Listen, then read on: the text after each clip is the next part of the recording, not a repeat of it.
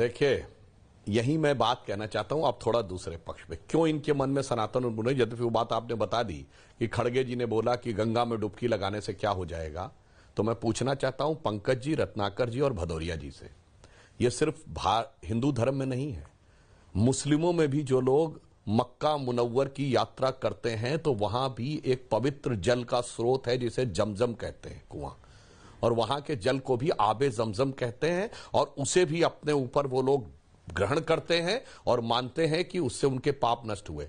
औकात हो आप में से कोई किसी के तो चू बोल के दिखाए।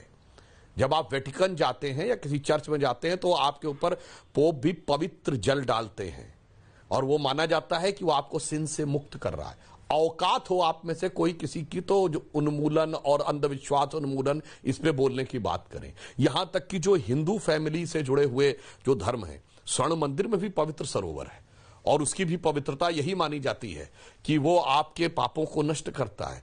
आप में से किसी की हैसियत नहीं, ये दर्शाता है कितनी हिकारत भरी हुई है चुन चुन कर हिंदू धर्म से जुड़ी हुई चीजों को अपमानित लांछित करने का जो प्रयास विगत 60-70 वर्षों से चलता चला रहा है उस पर। अब मैं एक और पूरी बात सुनिए सर, और आप फर्जी बात, अरे सुनिए तो सर, पूरी बात सुनिए, काहे परेशान है? अभी दिखाया जा रहा है कि स्वर्ग हाउसफुल हो गया। अब ये बताइए, जब भारी संख्या में लोग मरे तो किसी की औकात है कि बोल दे कि जन्नत और दोजख नहीं होता? अखिलेश जी नहीं बोल सकते, सिर्फ वो बोल सकते हैं स्वर्ग और नरक नहीं होता।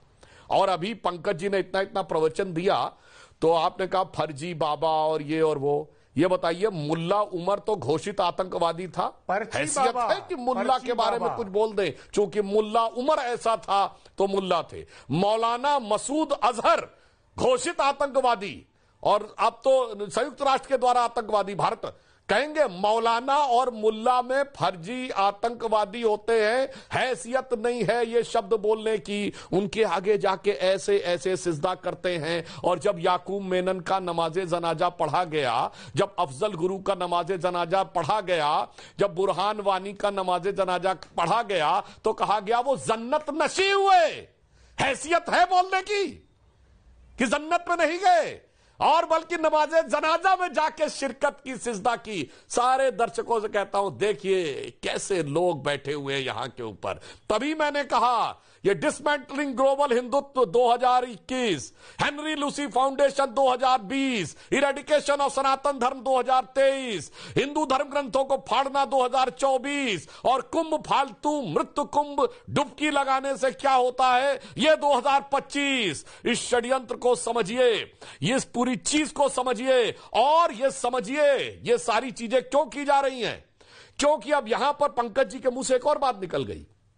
भाजपा को इतने वोट मिले थे, इतने लोग और आ गए हैं, इसका मतलब इतने लोग ऐसे आए हैं जिन्होंने वोट नहीं दिए थे। साहब, हम वोट से नहीं जोड़ते, आपके दिल से निकल गया वोट के लिए। और अंत में मैं जो भदौरिया जी ने कहा उसके लिए कहना चाहता हूं, बिल्कुल अगर कुछ अमेरिका में हुआ तो पहले तो आपने कितनी हिकारत से बोला, फला ने जय श्री कृष्ण बोल दिया तो क्या हुआ? फला नहीं, FBI का डायरेक्टर बना है भारतीय, गर्व होना चाहिए। हम नहीं कह रहे सब कुछ मोदी जी के, जहां बैठे यूनाइटेड अरब अमीरात में साहब राम मंदिर ही नहीं बना है, अबू धाबी में भी मंदिर बना है। कहां आप कहते थे मिडिल ईस्ट के देश पेट्रोल देना बंद कर देंगे, जहां बैठे हुए भदौरिया जी वहां राम मंदिर के जमाने में। और आज ये स्थिति यह है कि राम मंदिर भी बन रहा है, यूनाइटेड अरब अमीरात के साथ India middle east Europe corridor बन रहा है। सऊदी अरब के क्राउन प्रिंस G20 के बाद एक दिन एक्स्ट्रा रुक के आ रहे हैं। ये सब कुछ हम ये नहीं कह रहे हमारी वजह से हो रहा है, ये तो भगवान के प्रताप से हो रहा है, जो रामचरितमानस की चौपाई है। रत्नाकर जी आप गौर करिएगा, आप इन चीजों को जानते हैं। हम तो कहना चाह रहे हैं, यह सब तब प्रताप रघुराई, नाथ न कछु मोरी प्रभुताई। ये तब बोला गया है जब भगवान राम ने कहा हनुमान जी से, अरे यार तुम इतनी बड़ी लंका को कैसे वो करके आ गए, आप तुमने तो बड़ा अच्छा काम किया पुत्र।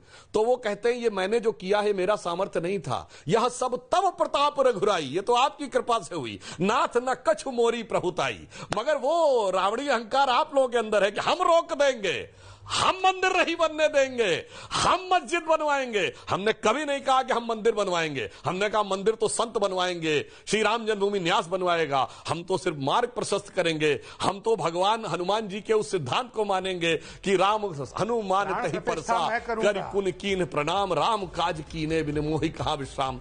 तो मुझे लगता है कि अब सारी बातें तथ्यात्मक ढंग से आ गई हमारे तीनों लोगों की। अब इनमें से इनका जो काउंटर करना हो, एक भी बात मैंने गलत बोली हो तो मुझे बता